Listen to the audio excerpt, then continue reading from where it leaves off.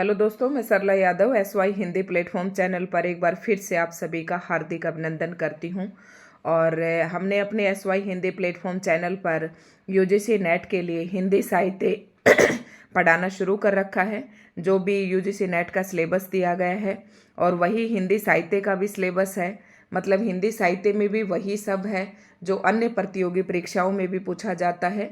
तो आज की जो वीडियो है महत्वपूर्ण रहने वाली है। सब्जेक्टिव पेपर और ऑब्जेक्टिव पेपर देने वाले दोनों ही कैंडिडेट्स के लिए।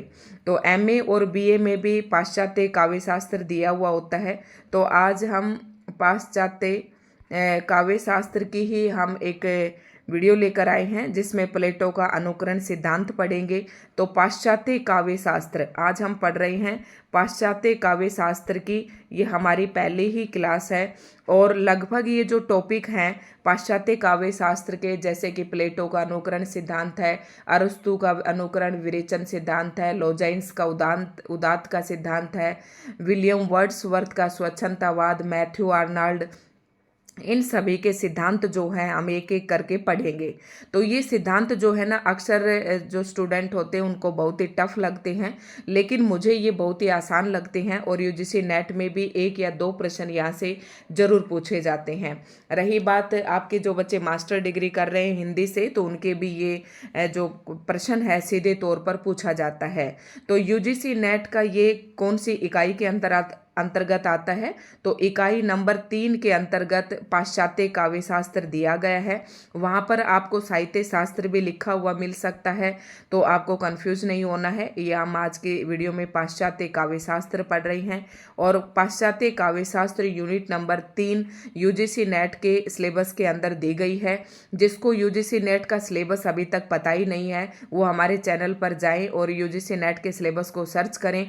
मैंने डिटेल से डिस्कस करके वीडियो डाल रखी है कि क्या पढ़ना है, कहाँ से पढ़ना है, ये सब तो ध्यान रखना है। आज हम यूनिट नंबर 3 पढ़ेंगे। यूनिट नंबर 3 के अंदर प्लेटो का अनुकरण सिद्धांत पढ़ेंगे और मैंने UGC नेट का लगभग सिलेबस जो है अपने SY हिंदी प्लेटफॉर्म चैनल पर करवा रखा है। आपने वीडियो नहीं देखी है तो देख लें। तो इसमें क्या होता है कि प्लेटो, अरस्तु और सुकरात, इनके नाम अक्सर आते हैं और कई बार ये सीक्वेंस से भी लगाने के लिए आ जाते हैं। तो मैं आपको अभी ढंग से बताऊंगी। ठीक, सबसे पहले तो आपका सुकरात आ जाएगा, सुकरात, फिर आ जाएगा प्लेटो और प्लेटो के बाद आ जाएगा अरस्तु, अरस्तु। ठीक है, अरस्तु। इस तरीके से आपको याद रखना है, सुकरात, प्लेटो और अरस्तु। अब देखते हैं, आपको बहुत ही आसान शब्दों में मैं ये समझाने की कोशिश करूंगी। और प्लेटो का क्या पढ़ रहे हैं हम, आप हेडिंग डाल ले, अपने नोट्स बना ले। प्लेटो का अनुकरण सिद्धांत पढ़ेंगे। प्लेटो ने कौन सा सिद्धांत दिया? अनुकरण का सिद्धांत दिया। ये आपको ध्यान रखना है। और कौन कौन से प्रश्न पूछे जाते हैं ये भी आपको बताऊंगी, लेकिन डिटेल से थोड़ा सा जरूर पढ़ेंगे, क्योंकि जब ये जो टॉपिक है प्लेटो का अनुकरण सिद्धांत, ये मैं आपको लाइनर क्वेश्चन में भी पढ़ा सकती थी, लेकिन वहाँ पर ना थोड़े से कंटेंट याद करना, तथ्य याद करना मुश्किल हो जाता है, क्योंकि अंडरस्टैंडिंग नहीं बन पाती है। तो थोड़ा सा यहाँ से डिटेल से पढ़ेंगे, बहुत ज़्यादा बड़ा नहीं है। तो सबसे पहले नंबर क्वेश्चन बनता है आपके पेपर के लिए कि प्लेटो ने पाश्चात्य काव्य शास्त्र के अंतर्गत प्लेटो ने कौन सा सिद्धांत दिया? तो प्लेटो का अनुकरण का सिद्धांत था। ठीक है, दूसरे नंबर पर प्रश्न बनता है कि प्लेटो की कौन कौन सी रचनाएं हैं। प्लेटो की प्रमुख रचनाएं कौन सी हैं? तो प्रमुख रचनाएं हैं द रिपब्लिक, द स्टेट्स और द लॉज। इसके अलावा है द इयोन। दी इयोन भी इन्हीं की रचना है, आपको लिख लेनी है, लेकिन इम्पोर्टेंट ये 3 ही हैं। ठीक है, द रिपब्लिक, द स्टेट्समैन और दी लाज, ये इनकी प्रमुख रचनाएं हैं। अब जो इन्होंने अनुकरण का सिद्धांत दिया है उसका उद्देश्य क्या है और उसका सार क्या है और उसके अंतर्गत क्या कहना चाहते हैं, किस रूप में इन्होंने काव्य को माना है, ये सारा हम अभी डिटेल से पढ़ेंगे। और जहाँ पर भी प्रश्न आएगा वहाँ पर मैं आपको तुरंत बता दूंगी कि इस बात को आप नोट कर लें। तो प्लेटो कहाँ के थे? यूनान के एक महान दार्शनिक प्लेटो। इनका समय सीमा क्या थी? 427 ईसा पूर्व से 347 ईसा पूर्व। ये ईसा पूर्व की बात हो रही है, ईस्वी की नहीं हो रही है, ये ध्यान रखना है। तो एक मौलिक चिंतक के रूप में विख्यात है। तो यूनान के थे प्लेटो, एक दार्शनिक के रूप में और मौलिक चिंतक के रूप में विख्यात है। वह सुकरात का शिष्य था, सुकरात का शिष्य था। तो मैंने अभी आपको सीक्वेंस बताई कि पहले सुकरात आ जाएगा फिर प्लेटो आ जाएगा, क्योंकि प्लेटो जो था वो सुकरात का शिष्य था, ऐसे आपको ध्यान रखना है। उसने एथेंस में 388 ईस्वी पूर्व में एक विद्यालय की स्थापना की तथा अंतिम समय तक उसी में अध्यापन करता रहा। तो आपको पता चला कि प्लेटो क्या था, प्लेटो कौन थे, एक अध्यापक थे। इन्होंने एक स्कूल भी खोला, एथेंस में खोला। ठीक है, इतना आपको ध्यान नहीं रखना कि कहाँ पर खोला, कब खोला, ये याद रखने की जरूरत नहीं है। अरस्तु भी प्लेटो का शिष्य था। तो प्लेटो किसका शिष्य था? सुकरात का। तो सुकरात, प्लेटो और फिर क्या आ जाएगा? अरस्तु। अरस्तु भी प्लेटो का शिष्य था। प्लेटो की प्रमुख रचनाएं the Republic, the statesman, the लाज, ये आपको ध्यान रखनी है, नोट डाउन करना है। सबसे पहले आप शॉर्ट नोट बनाना चाहें तो इसी में आप शॉर्ट नोट बना सकते हैं। नंबर 1 यूनिट नंबर 3 डाल ले, यूजीसी नेट का सिलेबस है और एमए वाले बच्चों के लिए भी महत्वपूर्ण है। तो लिखेंगे प्लेटो का सिद्धांत कौन सा था? अनुकरण का सिद्धांत। प्लेटो कौन थे? एक शिक्षक थे, उन्होंने एक स्कूल की स्थापना की। प्लेटो की प्रमुख रचनाएं कौन सी हैं? द रिपब्लिक, द स्टेट्समैन और द लाज। और तो प्लेटो कौन थे? एक दार्शनिक एवं राजनीतिक सिद्धांतों से पर्याप्त प्रभावित थे।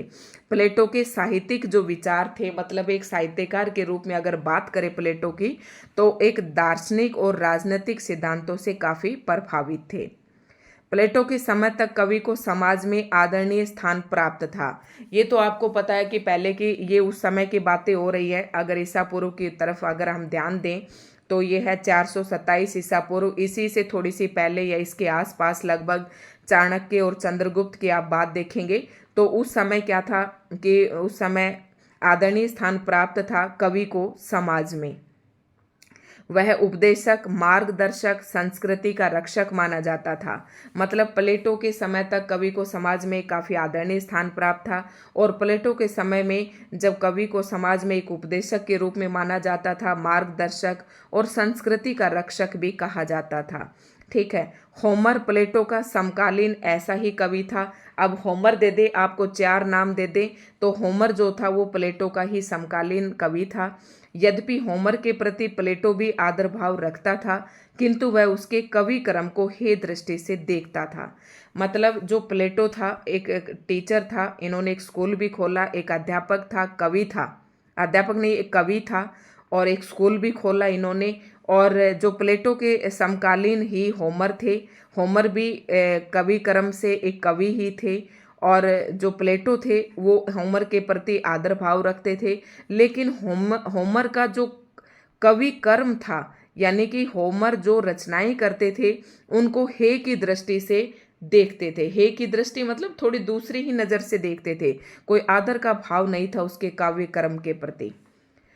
तो प्लेटो साहित्य का महत्व उसी सीमा तक स्वीकार करता है जहां तक वह गणराज्य के नागरिकों में सत्य, न्याय और सदाचार की भावना को प्रतिष्ठित करने में सहायक हो। मतलब प्लेटो साहित्य का महत्व उसी सीमा तक स्वीकार करते हैं जैसे कि किसी राज्य के अंतर्गत नागरिकों में सत्य होना चाहिए, न्याय और सदाचार की भावना को प्रतिष्ठित करने में सहायक होते हैं। ठीक है, अब आपको एक आसान शब्दों में मैं यहाँ पर बताऊंगी।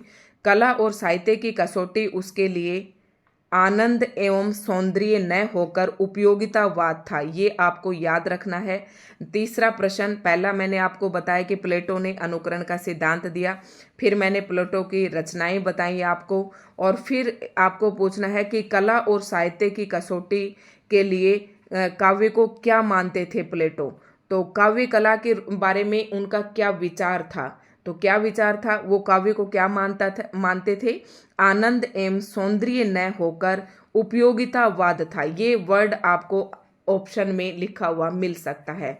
आनंद और सौंदर्य को महत्व न देकर काव्य के अंतर्गत वो उपयोगितावाद को महत्व देते थे। मतलब उनका ये मानना था कि जो काव्य है वो आनंद और सौंदर्य प्रदान न करके मनुष्य के लिए वो उपयोगी होना चाहिए।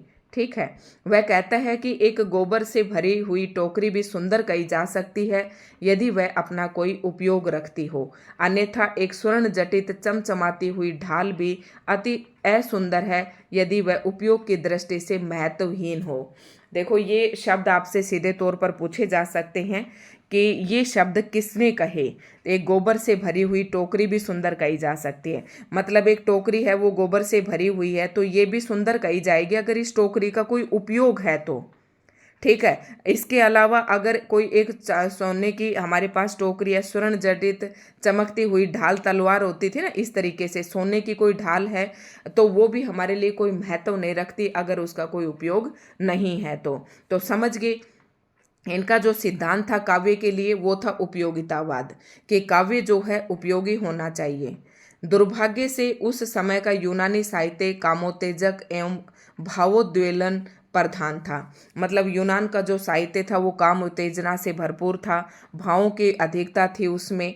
ठीक है। और वो उपयोगी नहीं था, इसलिए उन्होंने ऐसे विचार रखे। अतः सामाजिक हित की दृष्टि से उसका उपयोग नहीं था। परिणामतः प्लेटो ने साहित्य के विरुद्ध मोर्चा खोलते हुए उस पर अनेक आक्षेप किए। अब देखो, अब ये तो था इंट्रोडक्शन। अब हम पढ़ते हैं कि साहित्य मिथ्या अनुकृति, जो प्लेटो है वो साहित्य को क्या मानते हैं, ये आपके पेपर में पूछ सकते हैं।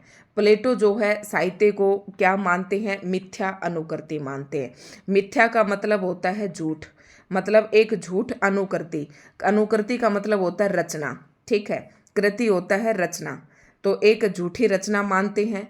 तो क्या कहा है उन्होंने, क्या विचार है, मिथ्या क्यों कहा अनुकृति को, ये देखते हैं। प्लेटो का मत है कि काव्य मिथ्या जगत की मिथ्या अनुकृति है। मिथ्या मतलब ये झूठा जगत का प्रपंच है, मतलब ये जगत है, ये संसार है, और इस संसार के अंदर ही रहकर कोई कवि जो है कवि कर्म करता है। तो प्लेटो जो है इस संसार को भी मिथ्या मानता है, और इस संसार में रहकर जो कवि कर्म करता है उसको भी क्या मानता है, मिथ्या ही मानता है।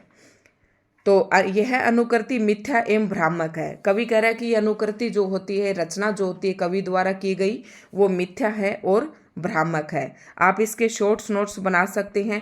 चौथा जो पॉइंट होगा, जो साहित्य है वो प्लेटो ने मिथ्या अनुकृति माना है, मिथ्या जगत की मिथ्या अनुकृति काव्य को माना है। ये पॉइंट आप नोट सकते हैं। इन्होंने उपयोगिता को महत्व दिया है, क्योंकि अनुकरण कभी पूर्ण रूप में होना संभव नहीं है। अनुकरण का मतलब है देखा देखी करना, नकल करना, होड़ करना। देखो, अब कोई अनुकरण है, मैं ही किसी की नकल कर रही हूँ, किसी भी चीज़ के लिए लगा लो। जैसे कि मैं यूट्यूब पे पढ़ा रही हूँ, फॉर एग्जाम्पल आपको कह रही हूँ, कोई एक दूसरा टीचर है, अगर मैं उसको उसका अनुकरण करके मैं पढ़ा रही हूँ तो मैं उसको कब तक फॉलो करूँगी, कब तक उसका अनुकरण, कब तक उसकी होड़ या नकल कर पाऊंगी, एक लंबे समय तक नहीं कर पाऊंगी। और अगर उसकी नकल भी करूँगी तो उसमें कुछ ना कुछ मिथ्या यानी कि झूठ, उसमें कुछ ना कुछ शामिल होगा ही होगा। ठीक है। तो यही कहते हैं प्लेटो की ये जो काव्य है वो मिथ्या जगत की मिथ्या अनुकृति है।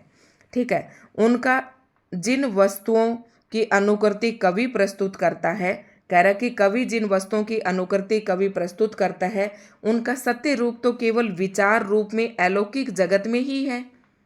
कह रहा कि कवि जो नकल कर रहा है वो तो सत्य के रूप में केवल से पहले से ही इस अलौकिक जगत में एक आइडिया के रूप में, एक विचार के रूप में पहले से ही प्रधान है। फिर ऐसी स्थिति में कवि या कलाकार तो नकल ही नकल करता है। कह रहा कि कवि जो कुछ भी बता रहा है, जो कुछ अनुकरण कर रहा है, वो तो ऑलरेडी इस संसार में है, अलौकिक रूप से विद्यमान है इस जगत में। अलौकिक, लौकिक होता है जो आपकी आंखों के सामने है, और अलौकिक होता है जिसे आप देख नहीं पा रहे हैं। तो कह रहे हैं अलौकिक रूप से एक विचार के रूप में पहले से ही समाज में है। तो कवि क्या करता है, नकल ही करता है।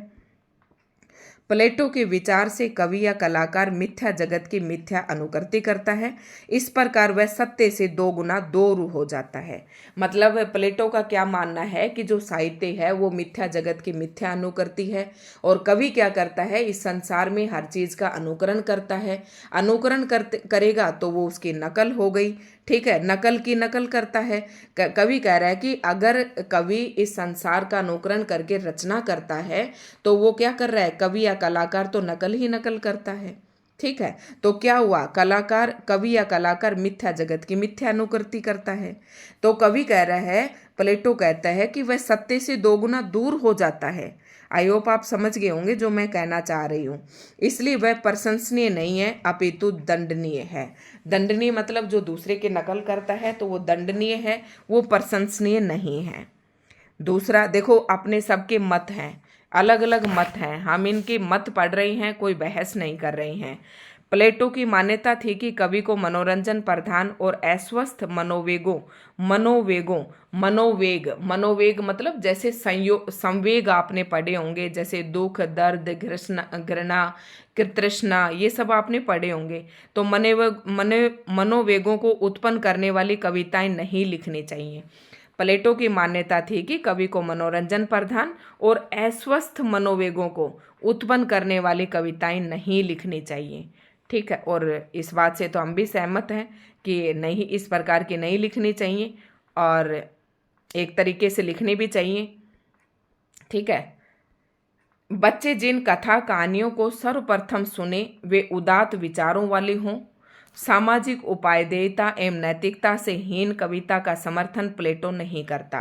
प्लेटो ये कहता है कि अगर कोई कवि रचना करता है तो उसका मतलब क्या होना चाहिए कि वो मनोरंजन के लिए नहीं होनी चाहिए, उसके अंदर मनोवेगों को जागृत करने वाली कोई रचना नहीं होनी चाहिए, वो उपदेशात्मक होनी चाहिए, सामाजिक होनी चाहिए, ताकि उससे बच्चा उदात्त होने चाहिए। उदारता से उदात्त बना है ये, कि ऐसे विचार उसमें होना चाहिए ताकि बच्चे जिन कथा कहानियों को सर्वप्रथम सुने वो उदात्त विचारों वाले होने चाहिए, ताकि उनकी भावना भी उदार विचारों वाली बने। और उसके अंदर क्या होना चाहिए, सामाजिक उपादेयता होनी चाहिए, नैतिकता होनी चाहिए। ठीक है, काव्य को नैतिकता और उपयोगिता के मानदंड से परखने का वह पक्षपाती है। मतलब ये लाइन इंपॉर्टेंट है कि जो प्लेटो है उसका मानना है कि जो काव्य है वो नैतिकता, काव्य के अंदर नैतिकता होनी चाहिए, उपयोगिता होनी चाहिए के मानदंड से परखने का पक्षपाती है। मतलब यही है कि वो काव्य के अंदर नैतिकता देखना चाहते हैं और उपयोगिता। अगर काव्य के अंदर नैतिकता है, उपयोगिता है, सामाजिक उपादेयता है और उदात्तता है तो वह काव्य वास्तव में काव्य है। ठीक है, अदरवाइज नहीं है। और आदि ललित कलाओं को चिकित्सा आदि उपयोगी कलाओं से हीन मानता था। प्लेटो का कथन है कि कवि या चित्रकार वस्तुतः कृति मतलब रचना नहीं अपितु अनुकृति मात्र प्रस्तुत करता है। कृति को क्या कहा है, अनुकृति का मतलब अनुसरण करना, और कृतिक हुआ कि उसकी मौलिक रचना। ठीक है, कह रहा है कि उस अनुकृति को वह केवल प्रस्तुत करता है, अतः वह अमौलिक एवं अज्ञानी है। अब क्या कहा, कवि के कर्म को, कवि के द्वारा की गई रचना को प्लेटो ने क्या कहा कि अगर वो किसी का अनुकरण करके कोई काव्य की रचना करता है तो वह अमौलिक है और अज्ञानी है। वह कवि या चित्रकार का महत्व मोची या बढ़ई से भी कम आंकता है। मतलब जो प्लेटो है, ये भी पॉइंट आपको नोट कर लेना है कि जो कवि प्लेटो है वो कवि से ज़्यादा एक चित्रकार को और एक मोची जो जूते वगैरह ठीक करता है उसके भी महत्व को ज़्यादा महत्व देता है। यानी कि जो प्लेटो है वो कवि की बजाय एक चित्रकार और मोची को ज़्यादा आंकता है। प्लेटो का कविता पर अगला सापेक्ष ये है, मतलब एक तो इन्होंने ये कहा कि एक गोबर से भरी हुई टोकरी भी ज़्यादा उपयोगी है अगर वह ज़्यादा महत्व रखती है, अगर वह उपयोगिता रखती है। तो कौन कौन से शब्द हैं, उपयोगी, मतलब काव्य कैसा होना चाहिए, उपयोगी होना चाहिए, उसमें नैतिकता होनी चाहिए और उसमें सामाजिकता होनी चाहिए, मिथ्या अनुकरण नहीं होना चाहिए, और वो किसी न किसी प्रकार से उसमें उदात्तता होनी चाहिए। इस प्रकार के विचार उस काव्य में होने चाहिए तो ही वो काव्य है, अदरवाइज वो काव्य नहीं है। वह कविता और अगला सापेक्ष क्या कहा है, मतलब आपेक्ष अगला इन्होंने क्या कहा है, वह कविता और कला को समाज के लिए सर्वथा अनुपयोगी मानते हुए कवियों को चुनौती देता हुआ कहता है कि वे सिद्ध करें कि कविता की समाज के लिए क्या उपयोगिता है। देखो कितना बड़ा प्रश्न चिन्ह लगा दिया कि पहले तो ये कह रहे हैं कि उसमें उपयोगिता होनी चाहिए, नैतिकता होनी चाहिए, मिथ्या अनुकृति नहीं होनी चाहिए, और अब क्या कह रहा है कि कवि एक बार प्रूव करें, सिद्ध करें कि उनकी कविता समाज के लिए उपयोगी है। ठीक है, उपयोगिता को तो ये महत्व देते ही हैं। प्लेटो के विचार से कवि अनुपयोगी एवं महत्वहीन तो है ही, साथ ही वह समाज में दुर्बलता एवं अनाचार के पोषण का भी अपराध करता है। ठीक है, किसी भी समाज में सत्य, न्याय और सदाचार की प्रतिष्ठा तभी संभव है जब उस राज्य के सभी निवासी अपनी वासनाओं एवं भावनाओं पर नियंत्रण रखते हुए विवेक एवं नीति के अनुसार आचरण करें।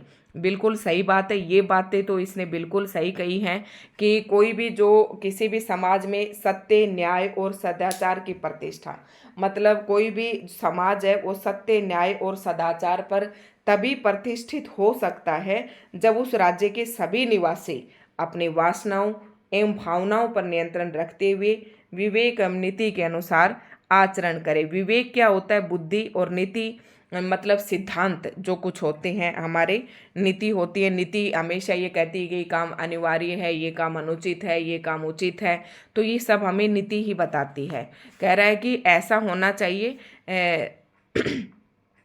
एक तो समाज में न्याय और सदाचार की मतलब शुरू से एक बार देख लेते हैं। प्लेटो कहते हैं कि किसी भी समाज में सत्य, न्याय और सदाचार की प्रतिष्ठा तभी हो सकती है जब उस राज्य के सभी निवासी अपनी वासनाओं, वासना मतलब अपने काम भावनाओं पर और अपनी भावनाओं पर नियंत्रण रखते हुए विवेक एवं नीति के अनुसार आचरण करें। इसके विपरीत कवि अपनी रचना से भावनाओं एवं वासनाओं को उद्वेलित करता है। देखो, कह रहा है कि देखो, बहुत ही अच्छी बात कही, मैं इसको आसान शब्दों में आपको बताती हूँ। प्लेटो कहते हैं कि समाज में सत्य, न्याय और सदाचार की प्रतिष्ठा तभी हो सकती है जब उस राज्य के सभी निवासी अपनी वासनाओं एवं भावनाओं पर नियंत्रण रखें। लेकिन कवि, प्लेटो कह रहा है कि जो कवि होता है ना, वो उस वासनाओं और भावनाओं को उद्वेलित करता है, यानी कि उकेरता है, उन भावनाओं को उभारता है। क्योंकि सारे कवि तो ऐसा कर्म करते नहीं है कि जिसमें अच्छा आचरण हो, जिसमें नैतिकता हो, जिसमें आदर्शवादी हो। कुछ कवि ऐसे होते हैं जो अश्लील रचनाएं भी करते हैं, ठीक है, जिससे मन में दुर्भावनाएं आती हैं। तो ये इस तरीके से तो सही भी कह रही हैं, ठीक है। इसके विपरीत कवि अपनी रचना से भावनाओं एवं वासनाओं को दलित करता है, जिससे विवेक का अंकुश ढीला हो जाता है, मतलब विवेक मतलब बुद्धि क्षीण हो जाती है और व्यक्ति कुमार्ग की ओर अग्रसर हो जाता है। आप देखते हैं कि आजकल कई कई प्रकार के ऐसे ऐसी मैगजीन छप जाती हैं, ऐसे ऐसे आप यूट्यूब पर और इस पर फेसबुक पर यानी कि मल्टीमीडिया पर आप ऐसी ऐसी कहानियां पढ़ सकते हैं जो मनुष्य की भावनाओं को, बुरी भावनाएं पैदा करते हैं, बुरे विचार पैदा करते हैं, ठीक है। और उससे क्या होता है, व्यक्ति पढ़कर क्या होता है, कुमार्ग की ओर चलने लग जाता है, ठीक है। ये ठीक ही है कि कविता से हमें आनंद मिलता है, पर ऐसे आनंद से क्या लाभ जो हमें दुराचार एवं कुमार्ग की ओर प्रेरित करे। प्लेटो का कहना है कि हमें कहता है कि हम मानते हैं कि काव्य से हमें आनंद मिलता है, कविता पढ़ने से हमें आनंद मिलता है, लेकिन ऐसे काव्य से क्या लाभ जो मनुष्य को दुराचारी बना दे, मतलब बुरा आचरण करने की ओर प्रेरित करे और कुमार्ग की ओर चलने के लिए प्रेरित करे, तो वो काव्य किसी भी प्रकार का काम का नहीं है। इसलिए यदि हम राज्य में सुव्यवस्था बनाए रखना चाहते तो हमें कवियों को राज्य से निकाल देना चाहिए। भाई ये तो कह रहा है कि कवियों को राज्य से निकाल देना चाहिए। देखो, इसकी बात एक हद तक सही भी है। जैसे कि वो आपने पढ़ा होगा रीतिकाल के अंतर्गत आपने बिहारी के कई दोहे देखे और घनानन के भी आप कई दोहे देख सकते हैं। तो उस काल के कवि क्या करते थे, अपनी प्रशंसा पाने के लिए, अपनी वाहवाही लूटने के लिए उन्होंने काव्य की जो सीमा थी उसको बहुत हद तक लांघ दिया था। मतलब उसमें अश्लीलता का समावेश हो गया था, जिसे पढ़ते और पढ़ाते हुए भी शर्म आती है। तो ये बात तो सही कह रहा है, ठीक है। आगे पढ़ लेते हैं। जिससे उसे मानसिक तृप्ति प्राप्त होती है। ललित कलाओं का स्थान निश्चय ही उपयोगी कलाओं से ऊंचा है, अतः कवि को मोची से तुच्छ मानना प्लेटो की विवेकहीनता ही है। कवि को मोची से, अब दूसरे क्या कह रहे हैं कि भाई ललित कलाओं का स्थान निश्चय ही उपयोगी कलाओं से ऊंचा है, अतः कवि को, अब लोग इस पर अपनी अपनी धारणाएं दे रही हैं कि कवि को मोची से तुच्छ तो नहीं मानना चाहिए, और मोची से अगर तुच्छ मानना है तो उसकी विवेकहीनता है। विवेक होता है बुद्धि और हीनता होता है मतलब उसकी बुद्धि ही नहीं है फिर उसके अंदर। प्लेटो का ये कथन भी उपयुक्त नहीं है कि कविता अनुपयोगी है। देखो, अब इसका विश्लेषण पढ़ रहे हैं हम कि क्या विश्लेषण क्या है, ठीक है। तो कहते हैं कि प्लेटो का ये कथन भी उपयोग नहीं कि कविता अनुपयोगी है। एक तो उन्होंने कहा कि कविता कैसी होनी चाहिए, उपयोगी होनी चाहिए, तो इसने ये शब्द प्रयोग किया कि कविता अनुपयोगी है, उसका मतलब कविता अनुपयोगी है, ठीक है। तो इससे भी कई विद्वान सहमत नहीं है। कविता मनोरंजन के साथ साथ जो नैतिक संदेश देती है वह किसी से छिपा नहीं है। देखो, अब मैं भी ये अपने विचार ये रखते हैं कि जो काव्य होता है वो सारा अनैतिक नहीं होता है, सारा अनुपयोगी भी नहीं होता है, उसका 1-2% ही हिस्सा ऐसा होता है, बाकी सारा नहीं होता है। तो कविता मनोरंजन के साथ साथ नैतिक संदेश देती है, वह किसी से छिपा नहीं है। काव्य का सत्य शिवम और सुंदरम से समन्वित होता है, अतः कविता हर समाज में सदा से है और सदा रहेगी। हाँ, जानवरों को इसकी जरूरत नहीं है। अब ठीक है, अब प्लेटो के मत का सार पढ़ लेते हैं कि मतलब प्लेटो ने क्या कहा सार रूप में। अगर आप पूरा प्लेटो का ये जितना मैंने अभी पढ़ा है ये नहीं भी पढ़ते हैं और आप सार पढ़ लेते हैं तो भी आपको सब कुछ समझ में आ जाएगा सार रूप में। समग्र प्लेटो ने काव्य के संबंध में जो विचार व्यक्त किए उनका सार इस प्रकार से है। तो ये मैं आपको बता चुकी हूँ एक अक्षर। नंबर 1, कविता जगत की अनुकृति है। मतलब प्लेटो ने यही कहा कि कविता इस संसार की अनुकृति है, मतलब संसार का अनुकरण करती है। जगत स्वयं अनुकृति है, अतः कविता सत्य से दोगुनी दूर है। कह रहा कि जगत स्वयं अनुकृति है, जगत को स्वयं किसी ने बनाया है और उस बनाई हुई चीज की हम अनुकरण कर रहे हैं, तो कविता सत्य से दोगुनी दूर है। कविता भावों को उद्वेलन कर व्यक्ति को कुमार्गगामी बनाती है। अब दूसरा का प्लेटो का मत है, आप यहीं से नोट बना ले सीधे, कि कविता भावों को उकेरती है और व्यक्ति को कुमार्ग पर चलने के लिए प्रेरित करती है। अगला पॉइंट है कविता अनुपयोगी है, कवि का महत्व एक मोची से कम है। ये उसके अनुसार है, प्लेटो के अनुसार। ठीक है, काव्य की कसौटी सदाचार और उपयोगी है। मतलब प्लेटो के मत से कविता अनुपयोगी है, कविता भावों को उद्वेलित करके व्यक्ति को कुमार्ग की ओर चलाती है और कवि का जो महत्व एक मोची से भी कम है। लेकिन काव्य की कसौटी किसमें बताई है इसने, प्लेटो ने, तो काव्य की कसौटी सदाचार और उपयोगिता है। प्लेटो के अनुसार काव्य के 3 प्रयोजन हैं, सत्य का उद्घाटन, मानव कल्याण और राष्ट्र उत्थान। ये बात तो बहुत ही अच्छी है। तो प्लेटो ने कहा है कि काव्य का प्रयोजन का मतलब उद्देश्य, मतलब कवि जिस किसी भी चीज की रचना करे, जो कुछ भी लिखे, उसका उद्देश्य क्या होना चाहिए। एक तो सत्य का उद्घाटन, मतलब वो सत्य सबके सामने प्रकट करे, उससे मानव का कल्याण हो और राष्ट्र का उत्थान हो। ये 3 प्रयोजन काव्य के बताए हैं, आपको याद रख लेने हैं। आगे आता है, बस ये लास्ट है, 2-4 लाइनें और हैं। और कविता को अनुकरण मानता हुआ वह कहता है, कलाकार वास्तविक जीवन के पदार्थों को उत्पन्न नहीं करते, वे केवल उनकी छायाओं, बिंबों का ही निर्माण करते हैं। कविता को अनुकरण मानता हुआ, कविता को अनुकरण माना है किसने, प्लेटो ने। तो वो कहते हैं कि कलाकार वास्तविक जीवन के पदार्थों को उत्पन्न नहीं करते, वे केवल उनकी छाया, उनके बिंब का ही निर्माण करते हैं। काव्य अनुकरण का अनुकरण होने से सत्य से दोगुना दूर है, ये बात आपको ध्यान रखनी है। अब लास्ट में देख लेते हैं, प्रसिद्ध समीक्षक सिडनी ने प्लेटो को आदर्शवादी चिंतक मानते हुए उसके अनुकरण सिद्धांत को आदर्श के परिप्रेक्ष्य में देखा है।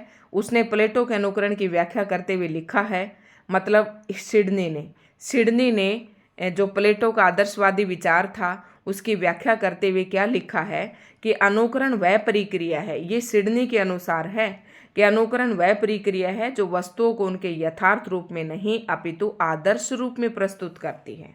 ये बात भी सही है और स्पष्ट है, प्लेटो उच्च नैतिक मूल्यों का पक्षधर था। हाँ, ये बात बिल्कुल सही है, क्योंकि वो नैतिकता को, सदाचार को महत्व देते हैं और उनका मानना है कि काव्य के अंदर नैतिकता होनी चाहिए, सदाचार होना चाहिए, काव्य उपयोगी होना चाहिए।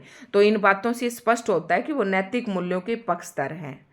वह कहता है, यदि कविता के प्रशंसक ये सिद्ध करें कि कविता केवल आनंदप्रद है वरना वह समाज और मानव जाति के लिए उपयोगी भी है, तो वास्तव में ये हमारे लिए महान हित की बात होगी। मतलब प्लेटो कहते हैं कि जो कवि हैं वो ये सिद्ध करें कि कविता जो है वो समाज और मानव जाति के लिए उपयोगी है। तो हाँ, हम मानते हैं कि कविता वास्तव में मानव हित की बात है। ऐसा प्रतीत होता है कि प्लेटो कविता के प्रति असहिष्णु था। असहिष्णु, एक होता है सहिष्णु मतलब सहनशील, ठीक है, लेकिन जो असहिष्णु उसकी तृप्ति नहीं थी। कविता जो भी लिखी जा रही थी उसके प्रति वो सहिष्णु नहीं थे। वास्तव में वह दार्शनिक एवं राजनीतिक अधिक था, अतः कविता के प्रति न्याय नहीं कर पाया। अब किसी का ये भी विचार है कि प्लेटो जो था एक दार्शनिक था, इसलिए वो दार्शनिक रूप से कविता को देखता था, और वो एक राजनीतिक था कि उसके पास, इसलिए वह कविता के प्रति न्याय नहीं कर पाया। कई विद्वानों का मानना है कि उसको कविता के देखने का दृष्टिकोण ही उसके पास नहीं था, क्योंकि उसका जो दृष्टिकोण था वो दार्शनिक था और राजनीतिक था। यही कारण है कि उसकी मान्यताओं का खंडन उसके ही विद्वान शिष्य अरस्तु ने किया और काव्य कला को सर्वोच्च स्थान प्राप्त किया। अब अगला हम पढ़ेंगे अरस्तु का अनुकरण सिद्धांत, जो कि प्लेटो के ही शिष्य थे। अगला हम पढ़ेंगे अरस्तु का अनुकरण सिद्धांत। और प्लेटो ने भी अनुकरण सिद्धांत दिया, लेकिन जो अरस्तु ने अनुकरण का सिद्धांत दिया वो प्लेटो के बिल्कुल विपरीत दिया और काव्य कला को सर्वोच्च स्थान प्राप्त करवाया। और प्लेटो ने क्या किया? प्लेटो ने कवि का स्थान एक मोची और बढ़ई से भी कम आका। ठीक है, तो आई होप आपको आज की वीडियो अच्छे से समझ में आ गई होगी। ये टॉपिक जो है काफ़ी थोड़ा सा मुश्किल लगता है बच्चों को, और फिर मैंने इसको डिटेल से लाने की आप सभी के सामने कोशिश की है ताकि आपको अच्छे से समझ में आ जाए। और अगर आप कमेंट करके कहेंगे कि मैम इसके ऑब्जेक्टिव क्वेश्चंस भी करवाइए, तो मैं इसके ऑब्जेक्टिव क्वेश्चन एक पेज में आपको करवा दूंगी, सारे सीधे तौर पर आपको रखे हुए मिल जाएंगे। लेकिन अगर आप डिटेल पढ़ते हैं तो बहुत ही अच्छा कर पाएंगे। तो ये था प्लेटो का अनुकरण सिद्धांत। दोस्तों, अगर आप हमारे चैनल पर नए हैं तो चैनल को सब्सक्राइब करें, वीडियो को लाइक एंड शेयर करें।